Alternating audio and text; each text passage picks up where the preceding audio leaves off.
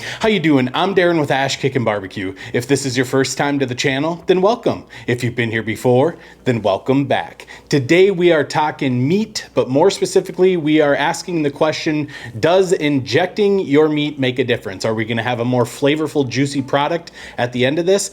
I don't know. We're gonna find that out today. I will say I do inject all my competition meats, but I inject with different flavors and, phosphates that bond to the protein of the meat and help retain moisture in there. Today, we're just going with a basic injection that I think a lot of people use, and we're gonna find out if it makes a difference. So let's bring you in and get this injected and seasoned up. We're gonna be using a pork loin today.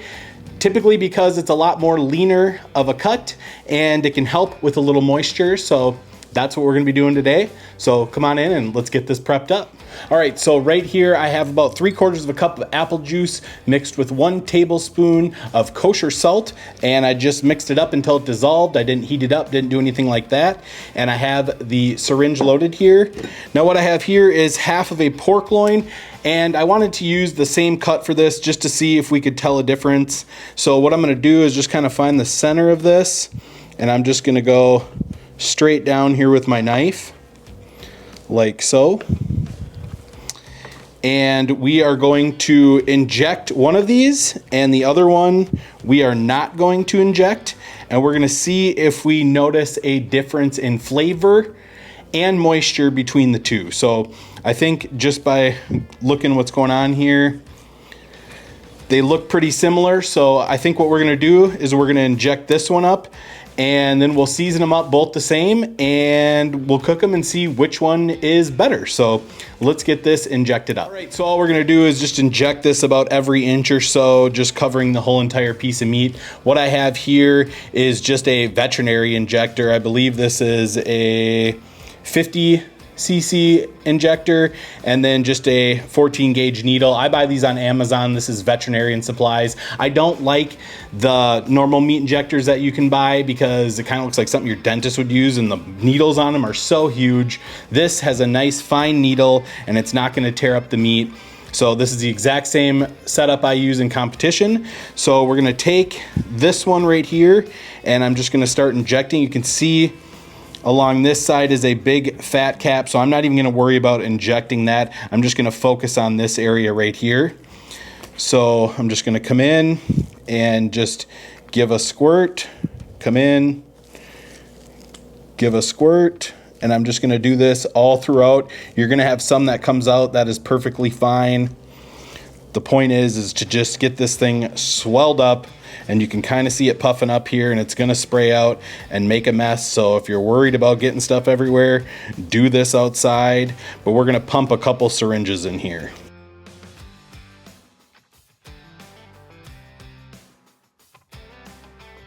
All right, so now that we have this one injected, we are gonna get these both seasoned up. And I'm gonna start on the bottom here. And the first rub I'm coming in with is the Suckle Busters SPG. This is just gonna be my base. Really, really good SPG, the original SPG. And next I'm coming in with some of my Kickin BBQ honey chipotle.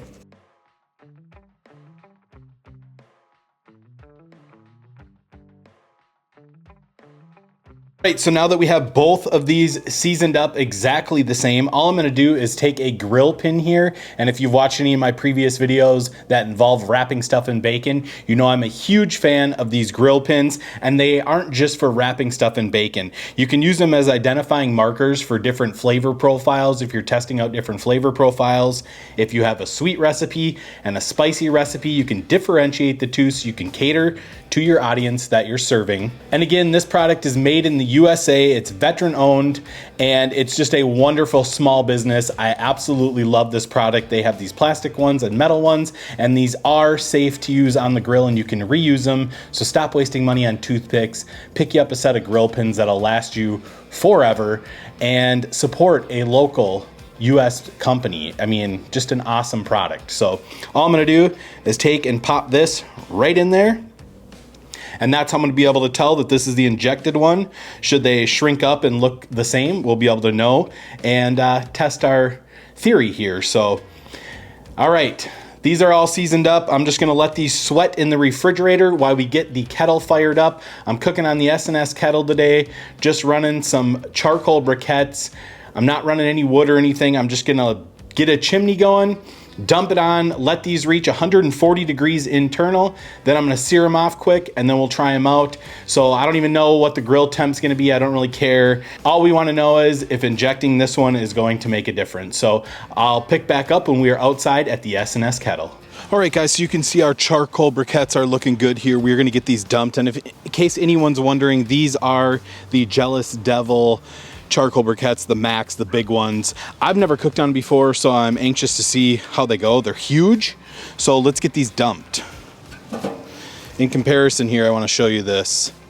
This is a big charcoal briquette, so I'm just going to throw this in there and we'll get these dumped.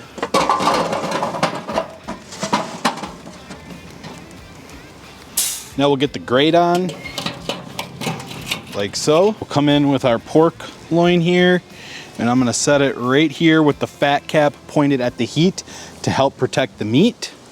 Same with this one, just like that. Now all I'm gonna do is just get a couple probes in here. I'm using the fireboard for this, and I'm just gonna go kind of dead center here, about like that. Same thing here, about like that. And they're looking good. They're reading about the same. So I'm gonna get this covered up. I'm gonna keep the bottom vents about half open, top vents wide open, and we're just gonna let this go until it comes up to about 135, 140 degrees. We're gonna sear it quick over the coals, get it off, and give it a try and see if this one is juicier than that one. So I'm gonna get this covered up and I will bring you back when these hit about 135 degrees and let you know how long it's been. We'll see you then. All right, so it has been 1 hour and 17 minutes, and these are temping right where they need to be, 135-ish, close to 140. And now all we're gonna do is sear these off. And I've had a lot of people saying to just spin the grates on these cookers, which I knew, but I've never done, and I'm not really sure why. But that's what we're gonna do. We're gonna get these seared up, and then we'll get them inside and let them rest and see how they turn out. But they are looking wonderful. They have fantastic color, and I can't wait to see if there's a difference between the two of these. So I'm gonna get these seared off and speed it up and show you when they're done. All right, and just like that, we got these seared up. They're looking fantastic. Love this little bit of char on that fat cap. It's gonna add some wonderful flavor to this. These are done. I'm gonna get them inside and let them rest for about 10 minutes. We'll slice into them and see if that one is juicier than that one. So I will meet you in the house. All right, so here is our pork loin. Here's the one we injected. And just by looking at it, it seems like it's swelled up more, and that could have happened during the cook or whatever else. But they both look good. They smell wonderful. The smell from that Jealous Devil is just amazing. But all we care about is how it tastes and if it's juicy. So this is the one that we did not inject, and you can see there is a lot of juice in there. That is extremely moist. Hopefully the camera's picking that up, but it looks fantastic. Now let's check the one we injected. Oh, wow. Okay, now check that out. We're gonna do a little side-by-side comparison right here. And just by visual, the one we injected does indeed look like it has more moisture in it. It could be the location of the meat on the pork loin too, but they both look pretty similarly marbled. But just by looking, this one definitely has more moisture inside. So what we're gonna do is we'll cut one from that one, and then we'll cut one from this one. And then what I wanna do is I'm gonna take a center cut of each here and see which one is better. But man, they are both just juicy as can be, I'm telling you right now. So this is the one that we injected. This is the one we did not. They were both in the juice, so that's why they look extra juicy right now. Now let's jump out and let's do the taste test. All right, so it's the moment of truth. We're gonna try this and see if there's a discernible difference between the injected versus the non-injected. And I apologize if it seems at all if I was trying to like hustle through this video. I'm leaving on a fishing trip as soon as I'm done filming this. So I'm ready to get out of town and have some R&R and catch some fish. So I'm filming this on Thursday the 8th. You guys will see it on Friday the 9th. And while you're watching this, I will be out fishing. So maybe I'll post on my Instagram. You guys can check down below in the description and check out my stories from my fishing. But enough's enough. We're going to try this. We're going to try the non-injected one first. So let's do this. Okay. First and foremost, this is properly cooked. There's a ton of moisture inside this, even without the injection. This is phenomenal pork. I'm a big fan of pork loin. So that one was very good. Now we're gonna try the one that we did inject and see how it is. So let's do it.